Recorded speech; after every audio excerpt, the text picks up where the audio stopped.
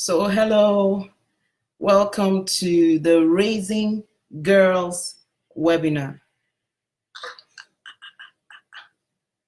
I'm finally excited to be online today, and I'm happy to welcome everyone. So, please, as you come in, drop a comment. Let me know if you can hear me. Hi. So, we're going to, hello, Adobe. You're the first person to join. Oh, round of applause. Welcome, Adobe. Welcome, Vivian. Hey, sis. Welcome, Auntie Z. Excited to have you here. Welcome, Catherine. Tonight is going to be awesome. Oh. I'm so excited to be. Hey, thank you for all the love, Auntie Z. Thank you so much. Thank you. Woo! The peer energy is already here. Thank you so much for joining us tonight. So I'm just going to wait for the next 3-5 minutes for us to be up to 10 so that we can get going. So you can hear me clearly, right? And the screen is okay, right? Hey, thanks so much, Z. Thank you. Thank you so much. So finally we get to do this. Auntie Adobe, thank you. We finally get to do this from when we started planning for March 8th and it didn't work. I'm so excited that we're going to finally put this together, have this conversation, brainstorm, share ideas, and essentially grow together. So I'm just holding out until we are up to 10 of us. Right now we have 4 of us. And so we take it from there. I'm super excited. So let me just leave a notice somewhere that we're live. Okay. As more people come in, thank you so much for making the time to be here. Welcome, Auntie Ngozi. Hey, it's a privilege to have you here, ma. Thank you so much for joining us today. Thank you so very much. Thank you. So I can see people are still requesting to join the group, so let me just be adding them right now while we're waiting for our numbers to be up to 10. All right, so all right. Okay, so I think I've already done that. So welcome, Haiti. Welcome, Haiti. Welcome, Haiti. So yes, you can continue to share with your friends. You can start a watch party so that more people can join us and watch with us. The more the merrier. I like to say that friends who learn together grow together, right? So let's get our friends to come in to the group so we can do this together. So I think I should start a watch party. I don't know how that works, but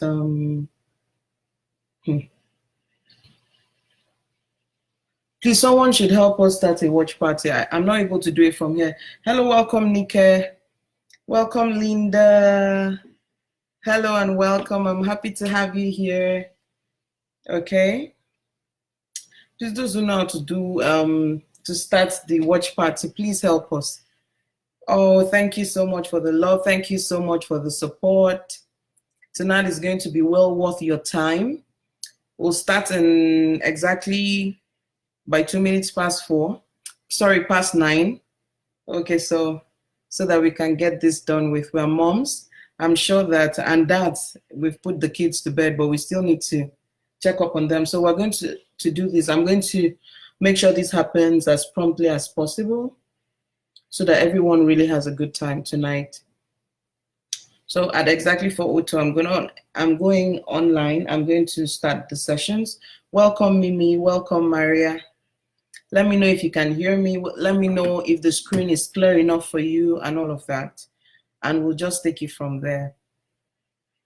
I'm super excited to be online today to finally host the Raising Girls webinar. It's been in my heart to do this for a really long time. And March just gave us the opportunity to celebrate women and talk about raising girls, being mothers, and everything in between. So welcome, Auntie Tochi. Thank you so much for keeping the time to be here today. Welcome, Auntie Omosefe. Thank you. You're all welcome to the Raising Girls webinar. We're going to start in like 30 seconds. We're going to start in like 30 seconds and all.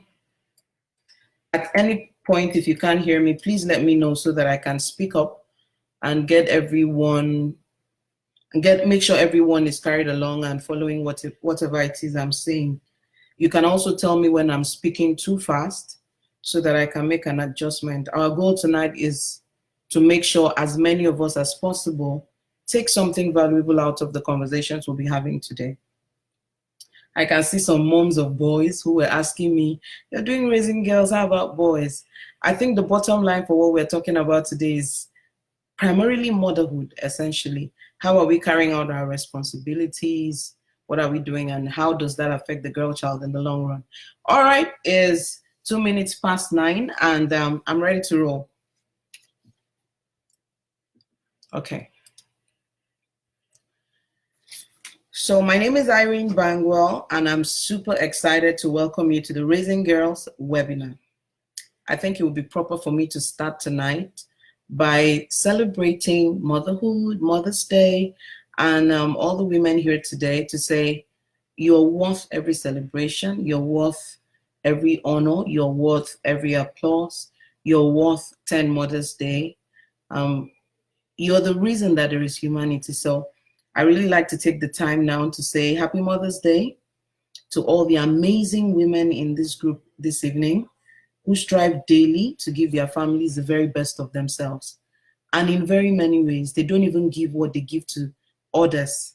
They don't even give it to themselves. So we celebrate you for your sacrifices every time you're working out ways to become better, which is why you're in this group in the first place. So I celebrate you and appreciate you once again. Happy Mother's Day. All right. So my name is Irene Bangwell. I am the co-founder of NOSC. And NOSC is coming from years and years of experience working with children and teenagers. I started working with children, teenagers, and their teachers in 2008. That's about 11 years ago. And over the course of my work, I have been very passionate and built my skills in helping children build confidence and resilience. I am also a mom of 2 biological daughters, 7 and 5. One will be 8 in the next few days. So I've been really blessed. I have 2 daughters. But in the course of being a parent, I've also raised 4 foster kids, 2 boys and 2 girls. First, I had a group of 2 boys, and now I currently have a group of 2 girls. My 2 boys are out of the home now. They're independent. They are on their own and finally facing life as it comes. My 2 older daughters will be graduating from secondary school this year. So over the course of the years of working with children and teenagers and coaching them and working with educators to see how learning spaces can be more empowering. By learning spaces, I mean school. How can school be more empowering, help children discover their purpose, focus, set goals, have discipline to stay on course? I found a gap which had to do with parents actually also knowing how to support children from home. So in 2018, in the month of June, I co-founded NOSC to help provide parents with the knowledge and skills that they need to nurture their children to their place of shine. So how do we do this? We design courses, we design tools, books that guide parents in building their children's self-esteem. We help families design stronger relationships. We help parents understand their children better, whether they're children or teenagers. We help parents deal with work, manage the work-life balance, help kids deal with peer pressure, and then not really most importantly, but one of my favorites is helping kids create and recreate school success. So I usually say that if a child is not having a learning disability, then they can be an all-A student. It's all about the support system. So we're doing all of this under NOSC. We're writing books, we're creating courses, and like this webinar, for instance, is so that we can help parents understand or get the knowledge, build the skills that they need to help their children become the very best of themselves. And I know that's what every parent wants. Whether you're a mom or a dad, you want to see your children become the very best possible. And so that's what we do at NOSC. We help make that happen. We help tell parents exactly what to do. I like to think that most of the things that we do are, what do you do next? What do you do next? That's our approach to the work that we do. So once again, I want to thank you for joining the class. And if you're just watching this and it's the replay you're watching, I'd like to welcome you also to the class. And I would like to ask that while you watch the replay, please type the word replay with the hashtag replay. And when you're posting your questions, please remember to put replay in the comment, because even after the class is over, I'll walk through the comments all over again and see how I can answer questions that would come after the webinar has ended. The whole thing is to help as many parents as possible, because I know that kids have a lot of potential and we need to manage them right so that they can come out at the other end. And sometimes we need to know that what we are seeing is not permanent. And most of the things that give us challenges today are subject to change.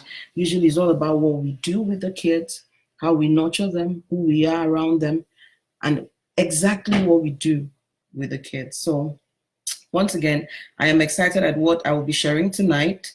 It will bring you so much value, and I know you would be happy that you were part of this class.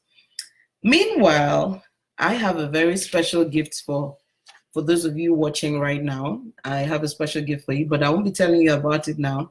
I'll tell you sometime in the course of the class. So make sure you hang around. I'm going to make sure this is between 40 minutes or less. And I know we're moms, and parents actually. So I want to do the best that I can to ensure that we do this very quickly. All right. So once again, thank you for joining us tonight. So let's get to the gist for today. Remember, if at any point you can't hear what I'm saying, you have the right to just put out a comment and say, Irene, you're talking too fast or something. You can also drop your questions in the course of the sessions. I will take them when I'm done with the class so that we just go with the flow. We learn, we answer questions, and we wrap up today. So are we ready to do this? Let me know if you're ready for us to get into this. So if you're ready, say, yes, I'm ready. And then we'll just take it from there. If you're ready, say, yes, I am ready.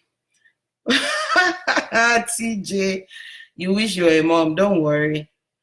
Don't worry. So if you're ready for us to get into the conversation, just drop in the comment section, I am ready for this. All right, let me know if you're ready. Hello, welcome, Stefan. Auntie Afoma, you're welcome. Chineye Abafo, you're welcome.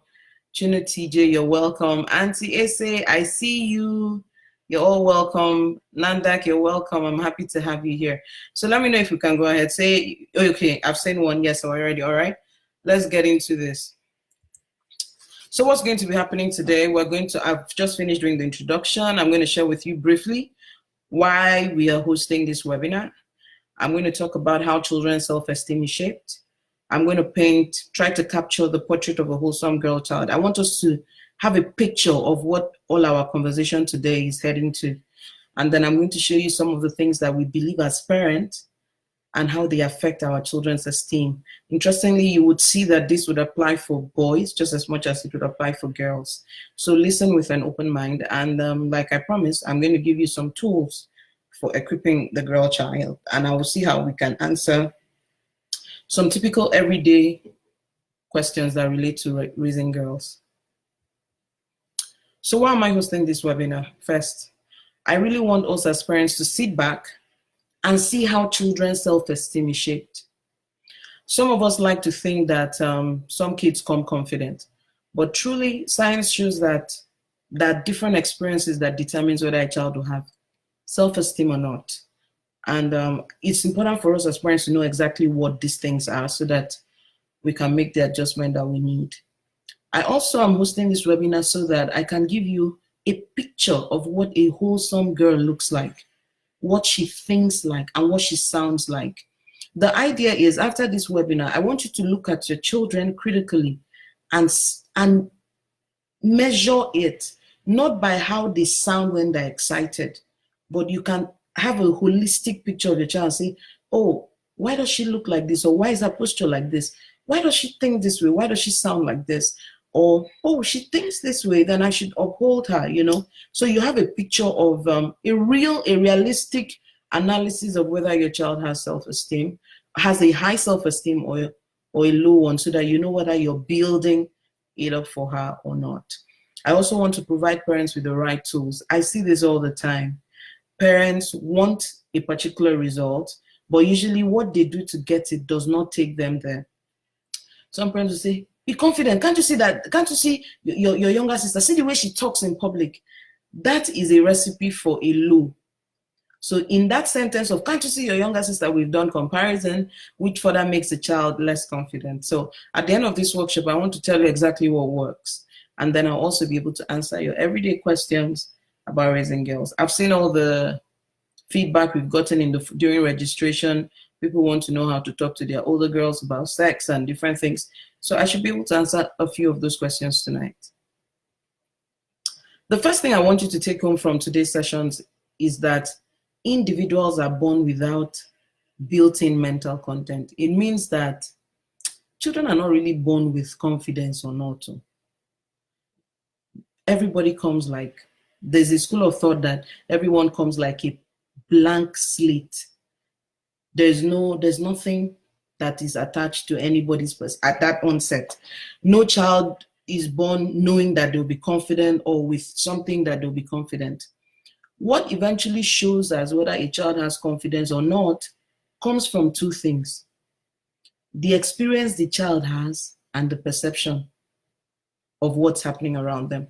Experience will come from things that happened to them. So they went to school and they were bullied. It will give them, it can inform how they feel about themselves afterwards, for example. But perception, on the other hand, comes from what they observe from parents. What parents say repeatedly, what parents do repeatedly, how parents react repeatedly. So let me give you a quick example. Some of us grew up in homes where every time they said money is hard, money is hard, money is hard, money is hard. And yeah, it seemed to be true because there were many things that you couldn't afford to have. But do you know that now that you're an adult, every time, if you're not careful, every time somebody brings up the idea of, let's do this business, money will come, your brain has a response that money is hard to make. And because your brain has that automatic response that money is hard to make, you're most likely to shut down wealth creation opportunities than someone who grew up in a home where the parents say, all we need to do is solve people's problems, money will come. So they know that money is not hard, but what you do determines whether money will come. So when they're in a situation, they can easily understand that they need to create solutions and the money will come. But you have not learned, or the person who grew up in a home where the parents always said money is hard, does not realize that their brain has not opened up to accommodate what can be done for money to come easily. The brain just shuts down at money is hard. So here's the thing. When a child is around a parent who keeps saying money is hard, who when they go to, daddy, can I have pencil? I don't have money. Can I have this? I don't have money. It informs their notion about their experiences. It informs what they expect. It informs what they do.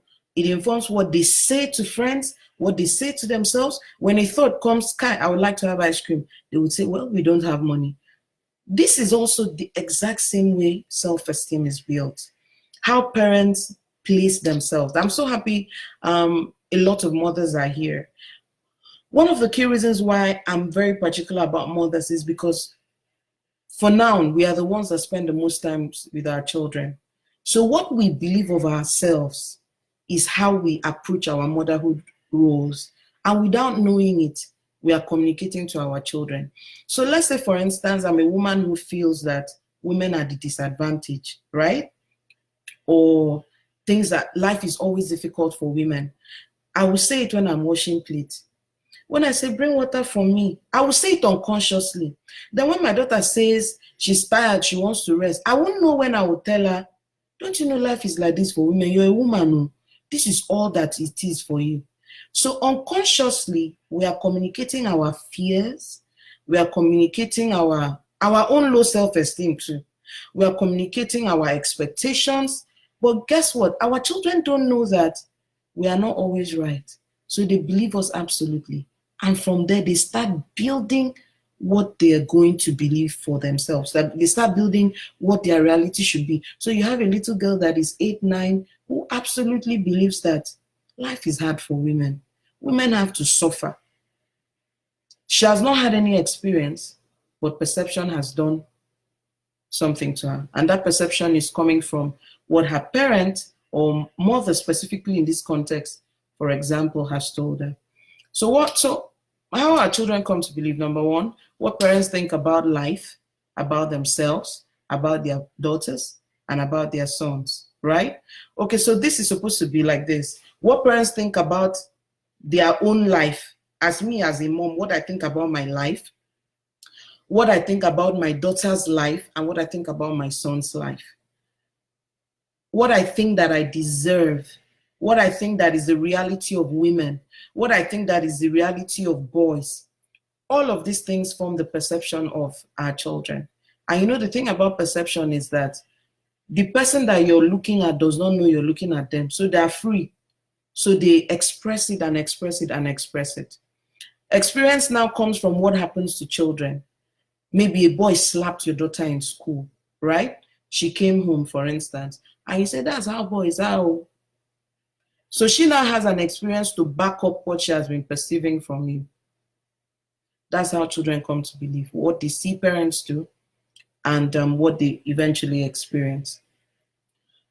I'm going to explain a bit further about those beliefs by actually bringing out some of the beliefs that we have and how far-reaching they are. But before I do that, let's talk about the portrait of a wholesome girl. There's so many things on this screen. I'm just going to talk about a few. Number one is contentment. A wholesome girl here is a girl who has a balanced self-esteem, who believes of herself in the value that God created her to be.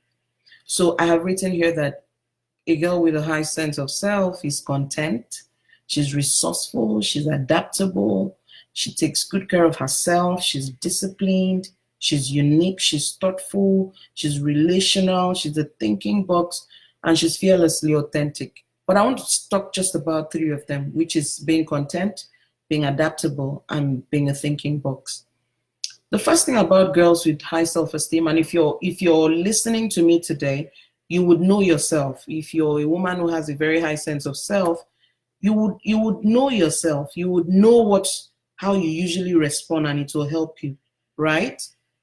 You will know how it will help you. So the first is she's content. And this contentment is amazing. It has nothing to do with material things. It has everything to do with capacity.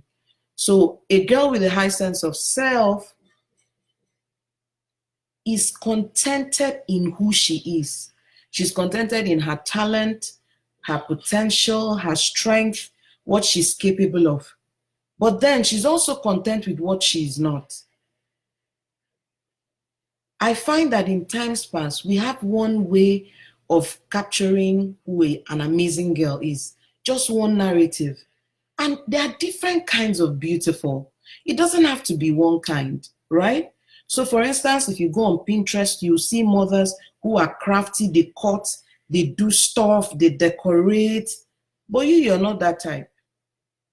It doesn't mean that you're less of a mom than those moms that are, I don't want to use the word crafty, right? Who are hands-on. You don't need to be hands-on to be a great mom, right? In the same way, your girl child should be in a position where they're content with what they can do and what they can't do. That means they're not trying to be another person. That means they're not trying to be another person. They're not trying to copy anybody. They're content. For instance, I discovered very early on in life that I couldn't, I'm not hands-on, meaning that I cannot sew. Like if they say, let's go and learn braiding, I'm not very good with those things, right? In fact, a few times I tried to weave my children's hair based on secondary school stuff. Maybe if I do more practice, I could be better, but I don't even have interest in them. But I'm content. When they're calling on people, maybe in a place, say this woman can do makeup for herself and all of that, right? I don't need to be that woman. I am okay. I used to tell my friends that my biggest talent is pen and paper. If it involves pen and paper, fine. Any other thing outside there, I'm completely lost. So it's time to go home and look at your girl child in the face and say, baby girl, you are complete. And if you have more than one daughter, you need to be ready to see two different kinds of beautiful. They don't need to be the same person. So when you celebrate your daughters for who they are, then they realize they don't need to be another person. There's something that Corey Eguson put on social media a year or two ago that I have never forgotten. She said, I have never met another woman whom I wanted to be like. I will look at her, I will celebrate who she is, but I don't want to be her because I'm my own kind of beautiful. The second thing I want to talk about is being adaptable. So this adaptability has to do with dealing with when things are not the way they expect, when they are disappointed in themselves, when they make mistakes. A wholesome girl child realizes that she's not her mistakes, even though we parents contribute to the complications that happen when they make mistakes. We actually go out there to make our girls perfect. That breaks self-esteem. I mean, people should live free. Your child should live free. They should make mistakes and learn from them. So for example, one of the things I've learned to do is when I'm correcting my daughters for something they do wrong, I don't attack their person. I always turn it around to what can we learn from here. As women, we're emotional beings, and every one of us will agree that when you make mistakes, it's already coming to your heart, right? By the time someone comes and reenacts it, continues to talk about it, and then goes from there and reminds you of your past mistakes and this and this and that, it becomes a problem. It is easier when mistakes are done. We look at it, what do we learn from this? So one of the things I do with my girls is that when they make mistakes, they should think back at what they could have done differently. That's number one. Number two, I also don't expect them to be perfect. I expect them to be human. I expect them to be alive. Sometimes, not sometimes, mistakes can oftentimes be an opportunity for growth. So I focus on the fact that they are not supposed to be perfect, but when things are difficult, I don't want them to think that their self-worth is no longer what it is. So for instance, they're in school, for those of you that have older kids, they're in school, they have a crush on a boy, and the boy did not ask them out for prom. It shouldn't be a self-worth matter, right? Some of them think it's a self-worth matter. Some of them think that it's because they're not beautiful enough. So I teach my girls to know that they are complete. On the day you broke the glass and the day you didn't break it, you're the same person. Your worth is the same. You are not less of who you are on the day that you made a mistake. Rather, I'm going to be here to make sure you walk through and learn from your mistakes. The third thing I need parents and mothers and fathers online today to have in mind is that a girl with a healthy self-esteem is a thinking box, right? She's a thinking box. She's a thinking box. She's not, he told me that I'm beautiful, and that's okay. She's a, what do you mean by beautiful? She's a person that is asking questions. Girls that are more informed have better self-esteem. Girls that are knowledgeable about stuff. In fact, one of the biggest factors for helping girls during peer pressure is to provide them information. A boy comes and says, I didn't sleep last night. And she can look at his face and say, you didn't sleep last night because of me? Well, you don't have eye bags. Because they're informed enough to know that life is not always the way people are telling you. They're knowledgeable. How do we help them build these skills? Start early and get your kids books. Ask questions at home. Run a thinking space. And do less and less of emphasis on how she looks, the compliments she got, and more on what do you think about this. Help your girls to sit down and think. They watch something on television and they finish, they run with it. No, watch something on television and come back and say, Mom, is that really true? I want to see that. That's what I want to hear. Because a girl with a healthy sense of self should be able to think through the situation she finds herself in. She's not in a hurry. She's not easily pushed over. She's not easily pushed around, you know? She's clear about what she wants to achieve each time. So towards the end, I'll show you some tools to help build this thinking box. This is apart from the fact that A girl with a healthy sense of self is fearlessly authentic. She's not pretending to be anyone else, right? If she's not feeling something, she's not feeling it. Many women today are in relationships where they don't like what is going on, but they can't speak up because they weren't raised to speak up. This generation needs to speak up. So this is it. These are some of the things that you look at your kids and say, is my child fearful? Does she speak her mind? I shared the other time how I took my girls out to shop, and one of them was going to pick a shoe that she didn't want. So I looked at her face and said, you don't like this shoe. You don't want to make people unhappy. Speak up. Speak up. Be honest about how you feel. You know, as mothers, sometimes we love the children who don't speak their mind because we tell ourselves that the child is trying to understand with us. But that's a self-esteem problem.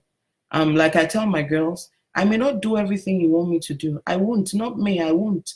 But at least make sure I know what is on your mind, exactly what is on your mind at each point in time. So this is where it really gets plain for me. I started out by talking to us about how children come about beliefs, how what parents believe affects the kids, what parents even believe about themselves as parents affects the kids, what parents now believe of girls affects the kids, what parents believe of boys affects the kids. So here I'm going to just bring about 2 limiting beliefs that parents have that usually rubs off the wrong way on the kids. Some mothers say this without knowing, and some say it while knowing, and they'll say a woman is not complete until she's married. Sometimes they say this when they're having conversation with friends. They say this when they're referring to a sister in church. They say this when they're referring to in-laws. And your daughter is breaking apart just hearing that a woman is not complete until she's married. So what kind of belief should we replace what should we replace this limiting belief with? I wrote here, a great woman can be destroyed by the choice of the person she marries. You know what that does? The first one limits your daughter that it doesn't matter what she tries to achieve in this life until she's married, she's nobody. But the second one says, no, she's a great woman first. She's already a great woman. She's capable of being a great woman without being married. But who she marries can destroy her. The reason why I call this other one, a woman is not complete until she's married, limiting, is that it doesn't allow your girl child to become who that God made her to be. You find out women will have, in fact, when we are talking about these women, that are your daughters today, they will have ambition, and somebody will tell them, when you pursue that kind of thing, no man will marry you. So you find out that a girl with ideas, with potential, with an assignment on her life from God will drop it so that a man will be comfortable. Then she will come into Facebook groups and be asking, what do you do when your husband is intimidated? And the question I used to ask, how did he become your husband? So I have the opportunity now to prevent my daughters from getting into those kind of situations by telling them, first off, you are a great woman with or without a man. However, who you marry can destroy you. I put back power in her hand that she can decide to live her life to the fullest and also decide who she wants to spend her life with. Incidentally, mothers present these ideas in reference to their friends or their schoolmates, their peers. And sometimes we project on our children that no matter what people say, at least I'm married. The next generation does not need any at least. They need to live life to the full. The second is a woman must continually sacrifice for her family. I mean, I could dedicate a whole master class to that limiting belief. Who says a woman must sacrifice continually for her family? We must raise a generation where everybody realizes that all members of a family should serve one another. Mothers and girls must be proactive about caring for themselves too. So your mother used to suffer for the family. You too now, you're suffering for the family. Do you really think that's the best? Must there be suffer inside? Can we not share responsibilities? Can we not be empathetic towards each other? Can mommy not come back home today and the children say, mommy, you look tired. go and have a bath and sleep, we'll take care of ourselves. Can we not raise that kind of generation? Can we not raise boys who will come home from work and say, baby, are you just coming back from work too? Let's go and eat out and sleep. Let us rest. Or let me fix dinner. We are mothers. We are creating the next generation. Let the lack of empathy stop with us. Let the hardship end with us. Because I realize that motherhood overwhelm is a parenting problem. If we want to change this world, this Africa, in the next generation, all we need to do is raise boys and girls who think differently about people's responsibilities at home. And they will build from there. Many people today in this, our reality, are not suffering the overwhelm that our parents suffered because they managed to interrupt the entire cycle. You can do that today. But for starters, stop telling your daughters that they must sacrifice for their family. They are equally important too. What about what mothers believe about their girls? Mothers always say you have to look beautiful. You have to look beautiful. Every day you have to look beautiful. I have a different philosophy. I tell my daughters they have to be comfortable. Because let them wear what they feel comfortable in. Beautiful is about the beholder who saw them and felt good. Even if the Spanx, they cannot breathe inside it. I want comfortable. And comfortable has a balance to it. There's a way your daughters want to look. Then there's a way they want to feel. So comfortable does the two. Reduce how do you look conversations at home and focus on, are you comfortable in that? In fact, in one of my books, I was talking about how parents struggle to choose clothes for kids. I stopped choosing clothes for my daughters since they were 5 because I feel that is an empowering thing to do for them. So when they want to pick out clothes for church, we have different questions we ask, and beautiful is not one of it. We ask, is it clean? Will the room be cold? Is it of the right temperature? Do you have a shoe to go with it? Is your pantyhose that will go with it clean enough? Did you pick it out a day before? I tell them, if you don't pick up your clothes, pick out what you're wearing tomorrow, the day before, I will pick anything for you to wear. And because I want to give you the liberty to make an informed decision about what you wear, pick out your clothes the night before. In that one single conversation, my girls have started learning how to be planners. They plan for the next day, be it school, be it church. If we're going somewhere the next day, the night before, they bring out what they're wearing and they make a decision around it, including whether both of them want to wear the same thing. Will it be cold? Will it be this? Will it be that? Those are more informed decisions to make. So I don't pick their clothes anymore, right? I don't. I will ask, is it decent? Is it this, those? And as I'm asking them to answer it for themselves. So we've come such a long way that even though my first is going to be 8 on the 1st of May, she makes informed decisions around stuff. She can say, we wore this 2 days ago. I would like to wear it on so day. So let's not wear this one today. Let's talk about being comfortable more than beautiful. And then mothers like to say, be neat. Learn how to cook so that you can marry and take care of your husband and kids. Our generation's mothers, we used to say that our own mothers did this to us. But today as mothers, we've started suggesting it. Won't you learn how to do? Who will do this for you? Who will do it in your husband's house?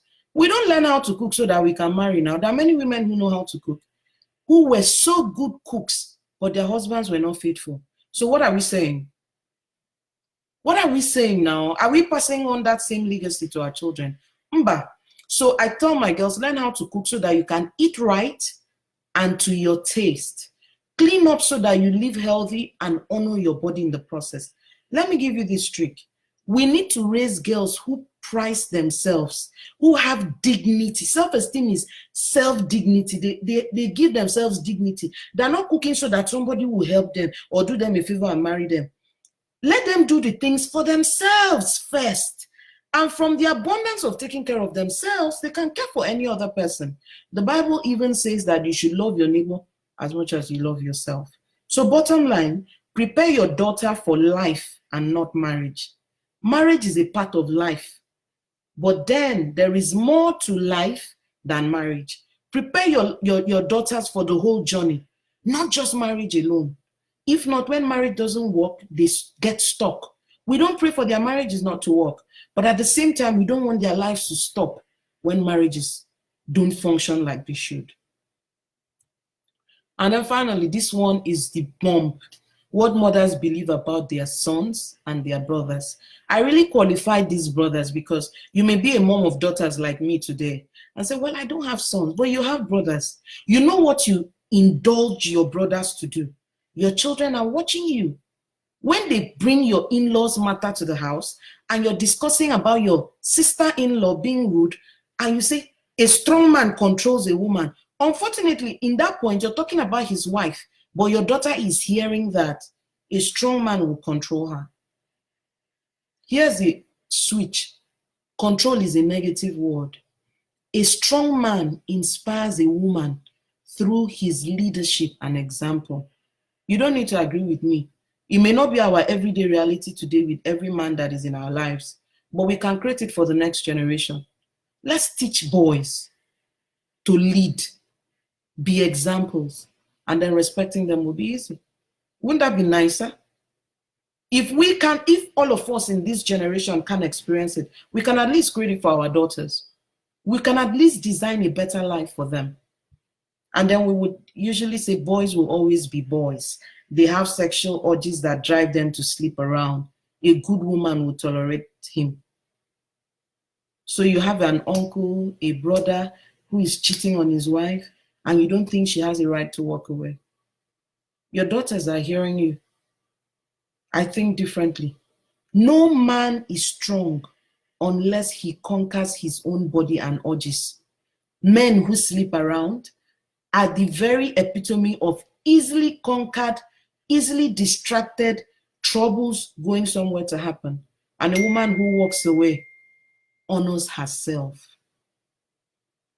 Can you see how different things we believe influences what we say in front of our children? When I was telling you about how children's self-esteem, where it comes from, they hear you how you refer to what your neighbor deserves and what your neighbor doesn't deserve. What your sister-in-law deserves and what your sister-in-law doesn't deserve. What you yourself deserve and what you don't deserve. And all of that frames what your daughters come to believe. So are you enjoying this? Are you getting value out of this? If you're getting value out of this, please just post it out there that I'm getting a lot of value. It's worth my time. Let me just know that you're here so we can keep the ball rolling. Right? Let me know that you're getting value out of the experience. Please let me know. Let me know. Yes. I really like the emphasis that a woman who walks away honors herself. If we didn't have the courage to live this reality, we should at least raise girls with that courage.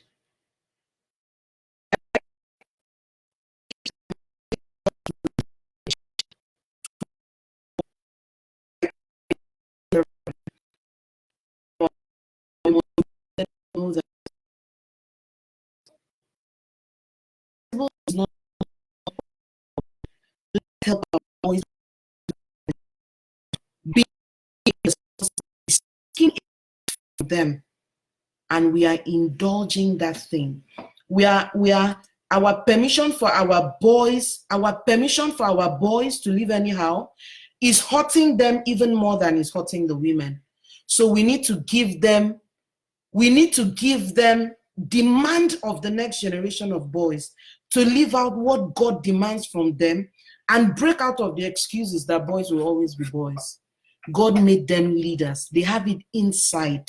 We will bring it out for them, right? So yeah, someone said they said they are getting real value. Thank you so much, Maria Bala. Hadassah too says she's getting value, lots of value. I love this. Thank you so much. All right.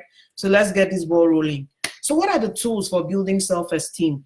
I'm not going to go into every one of them. I'll just speak a bit so that we stay within time. But the first for me is affirmations. What we say to our girls is everything. So for instance, my girls say this every day, that they will solve a global problem by the time they're 18. I mean, right now I'm in the US, and yesterday I went out to do grocery shopping. And I was surprised when our family friend asked me that, don't we want to have a boy since we have just 2 girls at the moment. I said, no, we're done. I'm not trying to have a boy. Because a girl is complete and she can do anything in the world. And guess what? She can find a partner who is comfortable with it. So I'm going to build her up to be the best God made her to be, trusting that God has designed a partner for her. I'm not going to let the fear that nobody will be able to hold her hands and she won't find someone at that level, or they won't find someone at that level. I don't agree. If God wired them for greatness, then he's wired boys who would do mad, crazy things, who want my kind of girls. So it's time for us to stop projecting our fears on our children. That's why in NOS, when we're talking about affirmations, we talk about them in 3 levels. The first is what we think as parents about our daughters. What do you think about them? So the first affirmation is you changing what you think. If you need to write it out and put it on your wardrobe and read it every day, that you're raising amazing girls who will change the world, who will be blessings to their generations, who will be confident, who will love God, who will serve God. If you need to write it on your wall and keep saying it to yourself, good stuff. So the first part, you say it to yourself. The second part, you say it to her. When I'm correcting my daughters, you would be shocked. I would say you're a leader. You don't talk like that. You inspire people by your example. And when things are difficult, you think them through. That is the angle from which I correct from.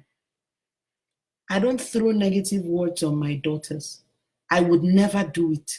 When they're facing difficulty and we talk about it, we put it in their affirmation, which brings me to the third. So they have their own affirmation that they read out every day. One day, one of them came home and said, this class is so hard for me. I said, no, baby, learning is easy for you. We put it in the affirmation, say it every day and take it from there. I talked about growing her knowledge base. You need to buy books for your girls, perhaps more books than clothes. Expand how your children think. Expand the world around them. And have real conversations with your kids. I was telling someone the other day, my first daughter will be 8. She has never heard me gossip about another person. So because we're always talking about what book did you read, what I found out, what I learned, mom is taking a course, mom is teaching something. We're growing our knowledge base, and then we fool around. We fool around, we make fun, we play, because there has to be a balance to these things. The next thing is give her voice. I'm trying to make a decision at home. I ask my girls for their opinion. Sometimes I'll deliberately say, wow, I feel stuck with this. I don't know what to do. And 2 of them will start brainstorming. Do you want to do this? And I'll say, well, that doesn't help us do this. And we think through things together. Give her a voice so that when she goes to class, she can talk and air her views. And when boys try to shut her down, it will be strange to her because she can't understand why they can talk and she can't. And then I like this one. I really had to underline it. Hold periodic vision board parties with your girls. Where do you want to go to? Who do you want to be? One of my girls says she wants to go to school in China.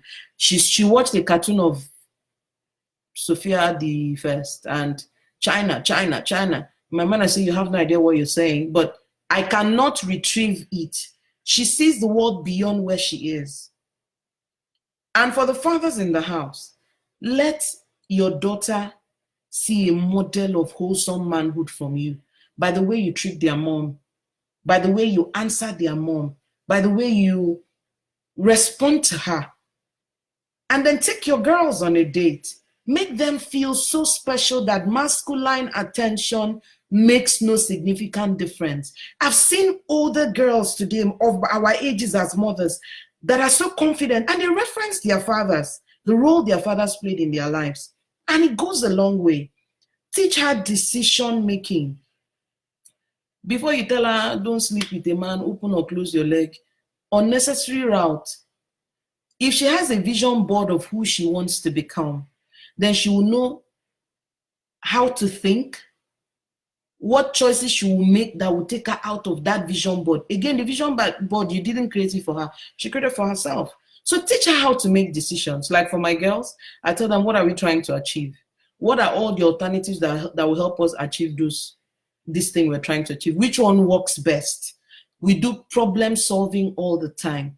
And while we are using it to know which shoe to wear today, what food to eat, which bag to carry, we are giving them a template for how to make decisions. And I teach them that you cannot make decisions without asking questions. So before you make any decision, ask a question. A boy says, come out and hang out with me tonight. For how long? Will your parents be home? Are they okay with me coming? Do you feel the idea?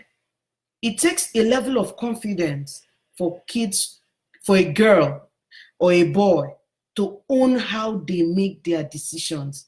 So even for me, I know I even need parents to get this. If you're always telling them what to do, there's wahala. It will always flip.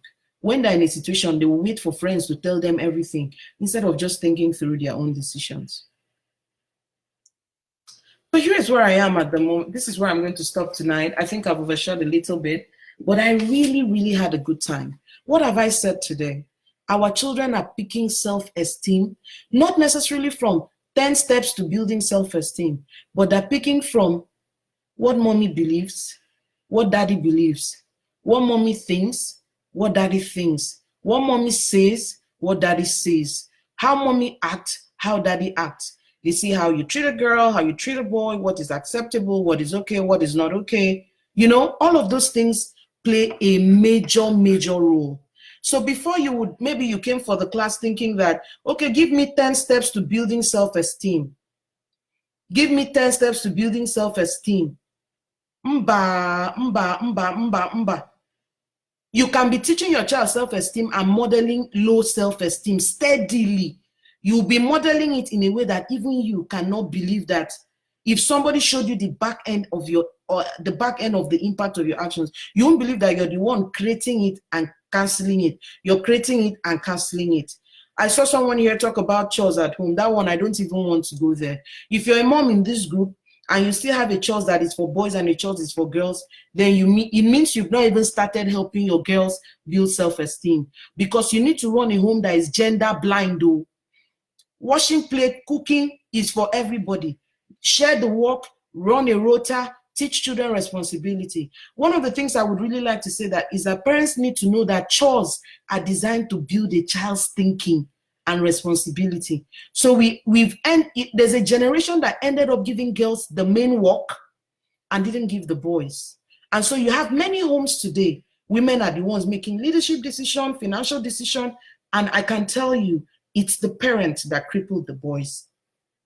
So if you're in this group, then you need to run gender blind homes where anybody can do anything, because the skill building is important for everyone. So right now, I'm sure you've had a good time. I've shown you the portrait of the wholesome girl child. She needs to be content in who she is. She doesn't need to try to be someone else, because she's a complete package. She's a total experience. So she needs to explore who she is, discover her talents, her skills, gain the support and all of that. She needs to be adaptable even on low days. Her self-esteem needs to be intact, knowing that she's 100% regardless of what's happening around her. I've talked about the different limiting beliefs that we have, that we project on our children without knowing it. But not only did I bring out those limiting beliefs, I also showed us a switch. What do we replace them with? What are the empowering thinking we should replace them with? And I've showed us tools that we can use to build self-esteem. So maybe you're just watching this right now and you're seeing your ways, you're seeing yourself. You're seeing that, you know what? I'm not helping my children's self-esteem in the way I talk, even though I was talking about my in-law, even though I was talking about this, even though it wasn't related to them. I'm miscommunicating. My body language is not right. If you're in that place, I identify with you. And I understand that if you're in that place, then it means you're ready to make a U-turn. Maybe you have tried, so some people, when they were filling out the forms to attend the webinar, they were saying, I can't even get along with my daughter. I don't know what to do. There's a tendency that there's been mixed messaging at home. Serious mixed messaging, and so there's now conflict. Some people think that it's a signature that when children become teenagers, they become moody and withdrawn. Yes, there are many things that happen around that time, but there are still families that their kids are still alert, and it takes relationship to build that. And many of these things still revolve around self-esteem. So maybe you see the things I'm saying, but like a woman was asking the other day, what about my girl child? I really want to talk about sex. You can say I wrote here, part of the tools for building self-esteem is talking holistically. I can't go into all of that, but we've been doing quite a lot, and we are truly here to help. And then finally, let me end with this. I realized that one of the things that makes girls also not confident is how they're performing at school. So if a girl has low grades, is not doing as well as her sibling or something, it can be a source of self-esteem. Which is why when I was beginning, I talked about the holistic approach we look at our work in NOSC. We're looking at self-esteem, we're looking at parents-to-child relationship, we're looking at work-life balance, we're also looking at academic success. So maybe you're just there and you feel like, I can see from the slides, you didn't say everything you wanted to say. I want to learn more. I want to start all over. I want to do a lot. I want to stop my girls from being influenced, especially for the parents who have teenage daughters, who have people pinging them, sending them messages already and all of that. You're worried. How do I take a hold? I want you to know something, that in parenting, you don't pick one thing and fix one thing in isolation. There are a collection of different things that are related. Different things from how you communicate at home, different things from your relationship with your children, your relationship with yourself. I didn't say your spouse, your relationship with yourself, your understanding of the dynamics of 21st century parenting. There are different things that work together to even give you the comprehensive look at what you need to do for your children. So for instance, even if I give you one tool and say, go and fix your children's self-esteem, as long as it didn't deal with some other things, for instance, I've called school success, I've talked about your own self-esteem, it won't be a holistic experience, right? It won't be a holistic experience. And for me, I want my parents to steadily have a full grasp of what it takes to raise kids today. It's not one thing. It's not picking one thing and going with. It's a whole experience. It's becoming comfortable with you. In fact, one of the things I found is that the mothers who could build self-esteem the most were mothers who had become comfortable with themselves. In the first instance, they found themselves, and from the overflow of who they became, they could reach out and thoroughly build their children. So here's the thing, it needs to be a total experience. It needs to be a total experience. I'm going to tell you a few stories as I begin to wrap up. So I was raised by a single mom, right? A single mom who was amazing in her own right. I saw my mom get up and go. I saw my mom start businesses, do things. And even though she had me, there was no limitation. Amongst my friends, everybody keeps talking about my drive, right? I got it from mom. She would get up and go. Single girl, 19, had a child, and before you knew it, she opened the fashion house. Before you knew it, she moved to Lagos to work in a bank. Before she knew it, you knew it. And last year, mommy wrote 2 books. With all that she's been already, mothers, when you get yourself, you can do almost anything with your children. Do you understand? I have 2 daughters, 7 and 5 years old. I can't stop talking about these girls. And the other day, their father was saying, your mom is making a lot of money. And my first says, and she's going to earn more. Mom is going to earn more. In their head, they're not aware that a woman needs to be broke so that her husband will feel proud. They're not aware. So some of these things is a holistic experience that needs to happen for you. I told you, I do what I do because when parents don't get it, kids get lost in drugs, they miss their purpose. Some of them lose their life in the process. So here's what I want you to know. You don't need to feel like, oh, where do I start from? It's one day at a time. So one of the things that we did at NOSC was to create a system where we can take hold of the hands of parents, and one day after the other, mommy is healing here. She's learning this for herself. She's changing the way she communicates. She's seeing how to build relationship with her kids. Is one step at a time, and she's getting through this journey. And by the time she gets to the other end, she's totally fulfilled with herself, enough to spill it on her children through parenting. She is aware of herself, of her potential, of all that she can be. So that's what we did with NOSC. I brought you in here today to see that life is possible, and at least you should be able to communicate that to your children. You shouldn't let fear hold you back. You shouldn't, you should explore saying, you know what, I want to give my kids the best. And that best means I want to support my children to be the best of themselves. Even if that means I should find my own self first. So maybe you're here and you're really excited to say, Irene, I want to start life afresh. I want to learn afresh so that I can hold my children's hands and walk them through.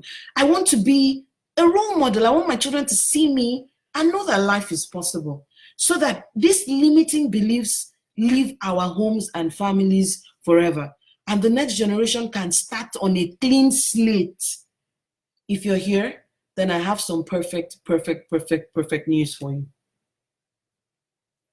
So early this year, my goal this year was to say, you know what, I wanted to give parents something to work with. Get home and get to work. So we decided to write this 4-in-1 bundle. The first book, Raising Kids Who Are Influence Proof. I'm seeing parents fighting with their teenagers in teenage years about peer pressure. That's not the time to deal with peer pressure. Peer pressure starts when children are 5. So by the time they're 13, it's full-blown experience. So in the process of dealing with peer pressure, parents fight their kids and push their kids away. And when we push these kids, there are people waiting to collect them and do all sorts of things with them. So I wrote the first book and said, you know what, let me take you on a journey. How do you start from the time they are 5 to help them? And if you people you've already gone bonkers in your relationship, I have the perfect next step for you to build that relationship again. And that was the first book, Raising Kids Who Are Influence Proof. So whether you have a 4-year-old or a 14, 17-year-old, you can actually start building that relationship again. Self-esteem is a big deal about influence, kids that fall for peer pressure. So you know what to add to their life and what to take away from it, so that you guys don't fight when they're teenagers. And if the fight has already started, what do you do to redeem your relationship? What do you do to get your children to trust you again? Then the next one is the book, Moving from Overwhelmed to Overwhelmed. The reality of today is that both parents work, and it is the mother's work especially that is most significant. So everybody keeps criticizing her that you're working, you're not there for the kids, but they don't see the other back end on why she needs to work. She needs to work because she has ideas, she has passion, she has skills, she has assignment. So you can't necessarily tell her to come back and sit at home. So I'm writing this book to say, you're a working mom, let's talk. Not only are you working now, you're also carrying self-esteem based pressures that make you, when you come home tired, with all the pressures you came with, you're not also available for the kids. So I'm saying go to work, but when you come home, I want to make sure that you are taking care of yourself, you're taking the rest that you need, and you're learning how to connect with the kids, even with the little window that you have, so that you make your parenting experience, so that life is not a drag for you. You drag from work, you come and drag with the kids, then you come and drag with your spouse. I'm giving you a tool to turn around the overwhelm, turn around the fatigue, turn around the anger. Some mothers are always sickly. They are always tired. And someone will say, well, isn't that how it's supposed to be? It's not. It can be better. We just need to reorganize and especially reprioritize. And guess who comes top on the list in this book is you, the mother, because until a mother takes care of herself, she cannot take care of her kids from a good place. Quote me any day, anytime. The most exhausted moms are the most cranky moms, and after a while, their children want to pity them. So their children keep information away from them, and eventually they can't support the kids in the way they should. Then we had our third product, which is 12 things every parent must know, should know. If you're raising children in the 21st century and you're not reading this book, you're going to run amok, because what worked for our parents is not working now. You need to know exactly what to do now that works. 12 things, going from talking about sex to social media to mental health to different things, all packed in here. How is discipline for the 21st century? How do I connect with my kids? They're not hearing me. My mom used to do it this way, but now I'm doing it this way. I'm not getting the right outcomes. And then we finally pieced it together with Back to School Success Kit. I have been an educator for 10 years. I know the school system at the back of my palms. And I know that unless a child has a learning disability, they are capable of having the best of grades. So in this book, I actually show parents not just how for the kids to get their grades up, but how they can consistently recreate school success. Because I know school success is connected to their self-esteem and everything else. So here's the thing. We created these books because you can't pick one thing in parenting and run with. But you can create a system and say, you know what, Irene? In the next 3 months, I want to improve my knowledge base. I want to improve my experiences. I want my kids to have a better parent because I am better informed on these issues. So now I need you to do some small game for me. Remember I said I have something I'm going to be sharing with you at the end.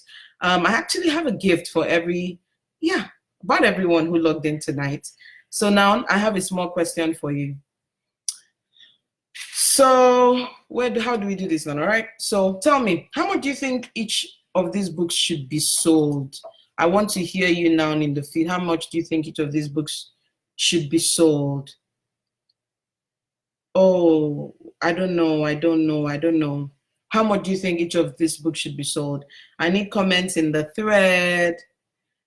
Oh, I need comments in the thread. How much do you think this book should be sold? So that we wrap this quickly. I'm enjoying myself so much. I want to hang out with you longer, but I know you have to go to sleep as well. So tell me, how much do you think this book should be sold? Each of them. Okay. I'm coming to you, Auntie Ajuma. Very soon I'm coming to you, but tell me first, how much should these books be sold? How much should it be sold for each one of them? And if you've been following me on Facebook every day, don't answer for now. All right, tell me, how much do you think each of these books should be sold? Going? You don't even know if you had said something. Hey, thank you, Wendy. Thank you, Wendy. Wendy was one of those that was one of the people that reviewed Raising Kids who were influence proof. And I love her review. It was really exceptional. I loved it. So now I've given you people as mothers as we are. Hey, Victoria Adayo said 2,000. Ajuma said 2,000 for each of the books. Fantastic. Someone said 1,500 each. One said 2,005. So no, let's start with the hard copy for now. The hard copy for now. Let's just talk about the hard copy for now. So I like this idea. But considering that when it comes to parenting, you can't put a price on the value of any learning you get. See, when you trade, when you do business, when you go for a sales training, you sell products, company makes profit, right? You get a bonus, excellent. But your bonus will finish. Your bonus will finish. Even if it could afford you a vacation abroad, you're going to come back. But every investment you make in parenting, you're going to pass it on to your kids, to your grandchildren, and is of eternal value. And nothing beats waking up. I see it in my mom's face when she looks at me. Nothing beats waking up and seeing your children right where God wants them to be. There is no investment in the world, right? That will be too much to make sure that I'm doing exactly what my kids need at this time, because so much is standing on it. Some of you have kids with, not some, every one of us, you have kids with divine destinies, and you don't want a simple mistake, a lack of ignorance. Oh, I didn't know it was supposed to be like that. And it gets in the way for that child. So here's what we're doing. Each book is going for 4,000 naira per book for the hard copies, paperback. Hard copies, paperback. And then 1,500 only per book, right? 1,500 only per book for ebooks, right? But guess what? Because you were here tonight, because you're going through this class right now, I'm going to do something that I'm doing because I'm passionate about getting these tools out there into the hands of parents. I'm passionate about reaching a lot more children than I could ever do directly as their coach. I want to see more parents explode with knowledge so that we save this generation. So for the next 48 hours, I can't extend it beyond 48 hours. I'm going to offer an amazing bundle. So first, I'm going to offer the 4 books as e-books for 3,000 naira. What that means is, instead of 6,000, you pay 3,000 naira for the e-books. The e-book bundle, 3,000 naira instead of 5,000 naira. The paperback, the hard copy, is launching on the 1st of May. But here's what I'm offering for tonight. If you order for 4 of them, you get to pay 2,500 each, but you have to order for it as a bundle for 10,000. But when you pay that 10,000, I'm going to also give you the ebooks for free. So 2 ways. You buy 4 ebooks for 3K. Between today and April 5th is 48 hours only. 3K, you get the 4 books. 3,000, you get the 4 books as ebooks. Then you pre-order the 4 books for 10,000 naira, and we will email you the 4 ebooks for free. That is super, super generous. That is super generous. That's why I can't even take it beyond 48 hours. It has to be from April 3rd to April 5th. So you buy ebooks, 4 of them, for 3,000 instead of 5,000, and the hard copies that come out on May 1st for 10,000, and then you get the ebooks for free. But there's something else. I need you to see what value you're going to be saving. If you ordered for the books between today, April 3rd, and April 5th, tonight, for the people paying 10,000 naira for the 4 books, the actual value of the books at 4,000 is 16,000, and then 6,000 for ebooks, right? Okay, when you buy ebook value together, it's 5,000, right? So that's 21,000, but you're going to pay only 10,000 naira for it. If you're buying ebooks, instead of 5,000, you're going to pay 3,000 naira. So if you're buying the hard copies, you're saving 11K. If you're buying ebooks, you're going to save 2K, and that's like up to 48% discount. I can't do it for more than 2 days because every word in each of those books has been written conscientiously to give parents knowledge, to give parents skills, to help save a generation. So I know the value that is in this package. I know it like I know my name, right? I know it like I know my name. So I'm going to do this for only 2 days, from today to April 5th at midnight, right? But I have one more surprise for you. When I was writing the notes for this session, I was just pouring my heart into it. But I knew that I would not be able, I know that I would not be able to say everything I needed to say tonight, right? I knew I wouldn't be able to do that. So I put in one more surprise for you, and I'm sure you're going to love it.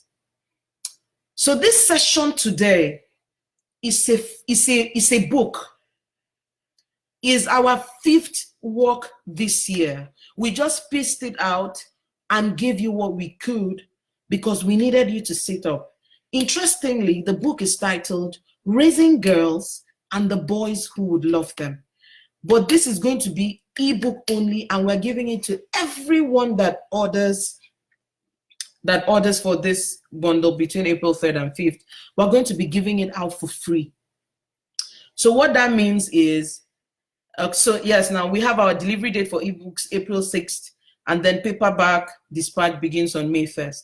So what you're getting is the 4-in-1 bundle plus Raising Girls. Isn't this amazing, right? You're going to have Raising Girls to yourself. You're going to have Raising Girls all to yourself.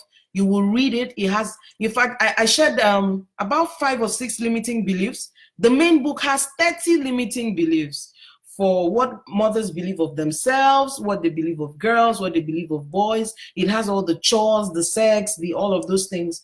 You would read it and practice it and test it and review yourself. It's a comprehensive resource. So we're offering them together. So how do you pay for this? All right. The bank detail is on the screen, but I'm going to pin it now on the group, on the thread now. I'm going to pin bank details on the group now, right? Bank details for ordering, whether it's ebooks, which is 3K, or hard copies at 10K, all can be paid to GT Bank. Yep, GT Bank, hands and minds. The bank detail is actually on the screen, so you can copy it from there. But I've pasted it now and I've posted it in the comment, and I'm going to pin it, right? I'm going to pin this comment so you can order the ebooks or paper or hard copies and pay to the bank. But also you can also use a link. You can also pay online through Paystack. You can also pay online through Paystack. I'm going to paste the Paystack link right away. You can use the Paystack link right away. All right. So someone asked me that what if she had already pre-ordered 2 books? All you need to do is just top up the second 2 books, right? And you get this entire, you get this one, right? Right? So here's the thing. Just make it snappy. But now if you're paying online, then it's smooth for you. At the moment you finish paying, you're going to get the link to complete your registration. But if you're paying by transfer, you will send me a WhatsApp. Please send me WhatsApp only, and send me WhatsApp, and then I'll send you a link to complete your registration. That registration will tell us where and how we should either ship your books to, or email it to you. So you really have to get to us when you finish paying so that we can send you order completion details, right? Right? You get the idea? So this should be pretty easy. So remember, what you're paying for is you're paying for the NOSC 4-in-1 bundle.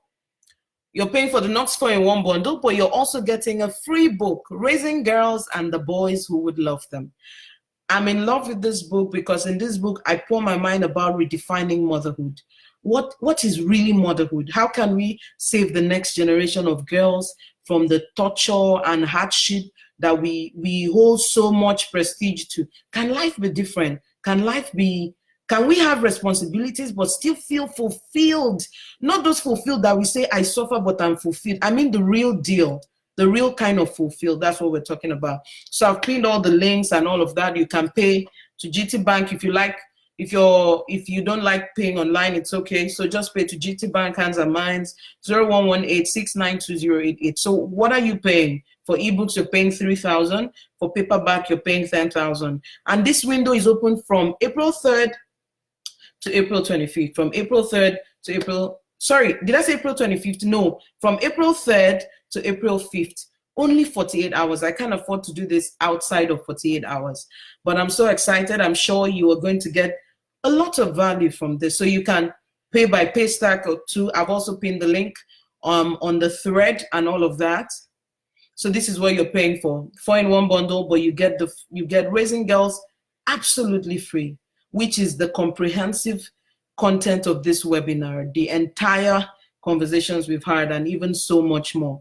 It's like a workbook for redefining motherhood in the 21st century. I'm so excited to do this. So at this point, I'm ready to answer questions. So I'm going to flip through the group now to make sure that I captured the questions that have been asked. Hey, some people are still joining. I'm excited to see you. So you get to catch the replay and all, right? Make sure you catch the replay, all right? Okay, so Patricia is asking, do we pay separately for the delivery of the hard copies? Because of how much I love you, right? Is shipping inclusive? You're not paying for delivery. So the books get to come to you. But they come to your city, so we'll give you a contact person to go and pick up the books in your city. However, yeah, that's it, in your city. So you don't get to pay for shipping. Shipping is already included. Thank you so much. I'm so happy you had value for this. So Evelyn asked, what if I've already pre-ordered 2 hard copies? I'm excited to hear that. Just top up the other 2 so that you get Raising Girls, right? Meanwhile, Raising Girls comes out on May 1st as well with the other books, right? Raising Girls comes out on May 1st. I'm so sorry. Oh, Vivian, it must be network that you cannot play the video. Please try to catch replay. Everything will be smooth by then. Hey, look at my sister. Chinwe is around. Chinwe is around. Chinwe is around. Thank you so much, Chinwe, for joining. Okay, so yes. I'm just flipping through to make sure if there are any questions we can answer. So Ajuma, I've answered. I've pinned the bank detail that it can be paid to and everything else. So as you make payment, please send WhatsApp to me. The number to WhatsApp, it's important for you to write out the number you're to WhatsApp as well. 090-3333-8510. Remember to WhatsApp me so that I can get back to you. Excellent. Thank you so much for being around tonight. Thank you so much. Thank you so much. Thank you so much. Yes, ma'am. Peer pressure starts at 5. So by the time you're fighting your teenager at 18, they are grandmasters already. So the peer pressure has taken root, right? So in my book, Raising Kids Who Are Influence Proof, I talk about simple little things that help you interrupt it just when it is starting, right? And interrupt it in an empowering way. Yes, Ugochi, you cannot let fear hold you back. So moms, as you're listening to me, don't worry about the mistakes you've already made. Today is a good day to start again. Today is a good day to start a beautiful beginning. Today is a good day to start all over again and build again. Think about the opportunities you've missed because of your own fears, and look your daughters in the face and say, I won't let that happen to you, right? So as I'm talking to you now, okay, so people are asking what's the WhatsApp number. I'm going to put it down on the group WhatsApp number to send your details when you've paid. WhatsApp number to send details to is 090 3333 Don't let life happen to your daughter the way it happened to you, please. Right?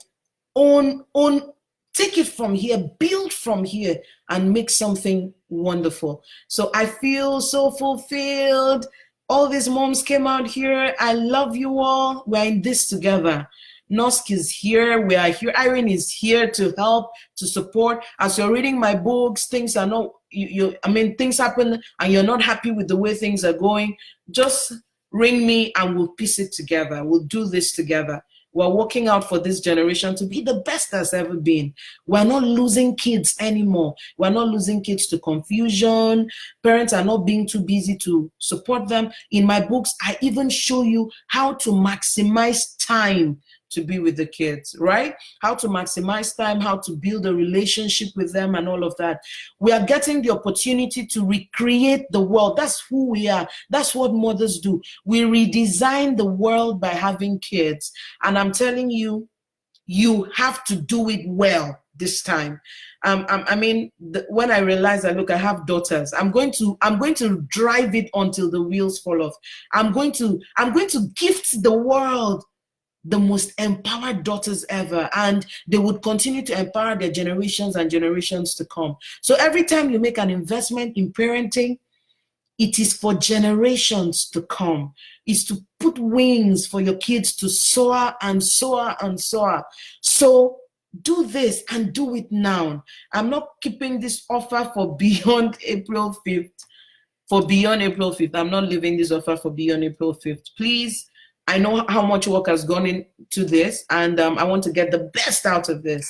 So that's it. I'm going to be logging out now. Thank you so much for your time. Thank you so much for your time. Thank you for good company. Thank you for your good company. And guess what? You're the first people to hear about the book, Raising Girls and the Boys Who Would Love Them. That's how special you are. You're the very first group.